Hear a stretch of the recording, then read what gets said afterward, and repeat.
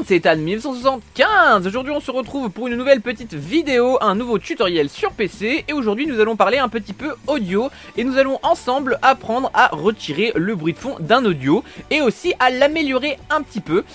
Pour ceux qui me connaissent, vous savez que je fais du doublage et des covers sur ma chaîne. Et je me suis dit que c'était sûrement une bonne idée de partager ça avec vous, puisque j'imagine qu'il y en a d'autres parmi vous que ça pourrait intéresser de retirer le bruit de fond et de faire des petits ajouts, d'ajouter des petits effets qui rendent votre audio beaucoup plus propre. Alors pour ce tutoriel, nous allons travailler sur Audacity. Alors c'est un logiciel gratuit et basique, je mettrai le lien dans la description si vous voulez.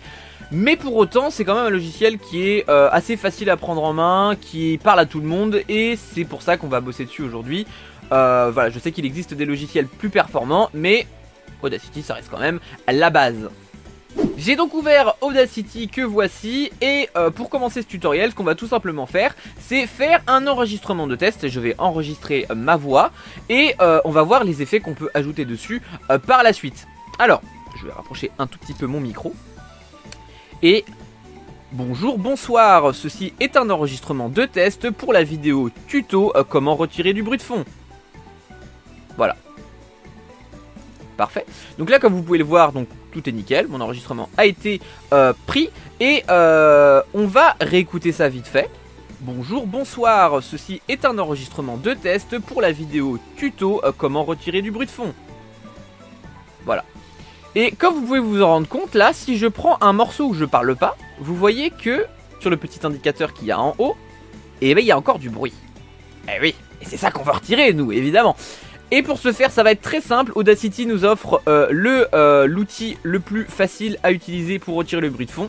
Vous allez dans Effets, puis Noise Removal and Repair, réduction de bruit. Vous prenez donc un profil de bruit, c'est pour ça que j'ai pris un morceau où je ne parlais pas. C'est-à-dire qu'il faut que vous sélectionniez un morceau où on n'entend que le bruit de fond, où on vous entend pas vous. On sélectionne le profil de bruit, ensuite un petit CTRL A ou un petit double clic pour sélectionner l'intégralité de votre audio.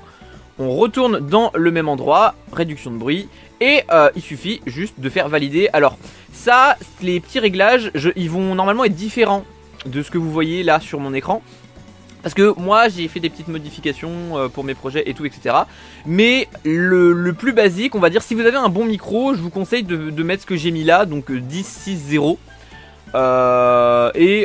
Ça vous fera une réduction de bruit normalement assez correcte. Mais si par contre vous avez vraiment un micro pas ouf, ou si le bruit de fond est vraiment très fort, vous pouvez augmenter la réduction de bruit en allant jusqu'à 20 ou 30.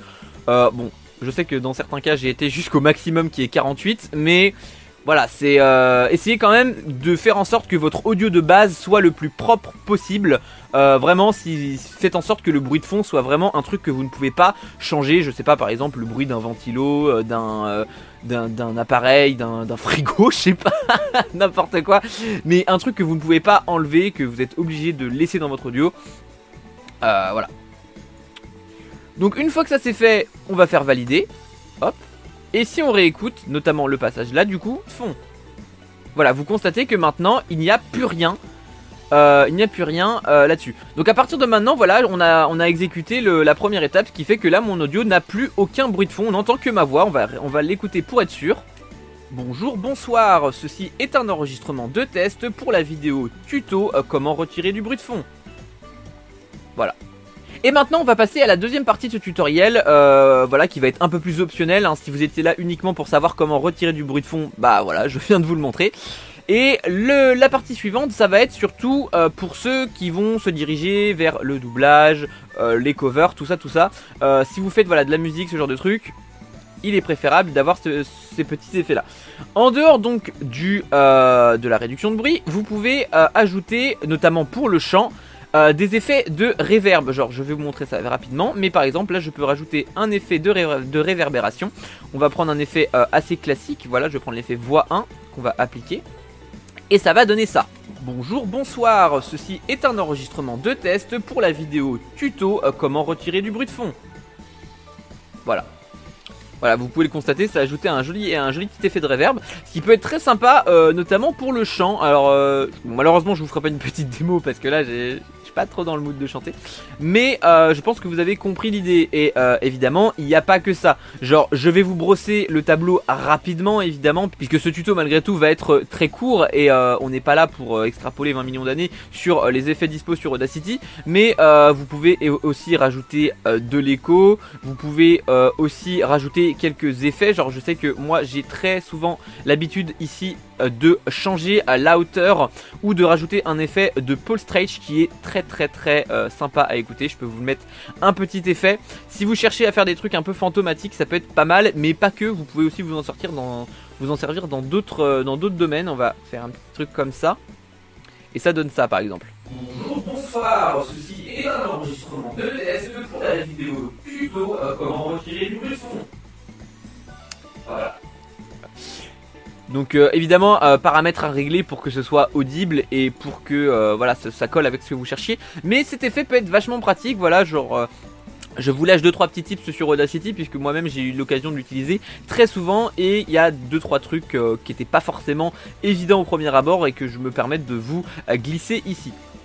Et avant de se quitter, je vous donne un dernier petit tips sur Audacity, notamment du coup plus adressé à ceux qui font du doublage. Eh bien vous pouvez ajouter des filtres passe haute et filtres passe bas qui sont tout simplement des filtres qui vont être très utiles, notamment si vous voulez faire des effets de haut-parleur, des effets un peu étouffés. Ça peut être pas mal du tout. On va essayer par exemple avec un effet de passe haute. Vous voyez, ça donne ça.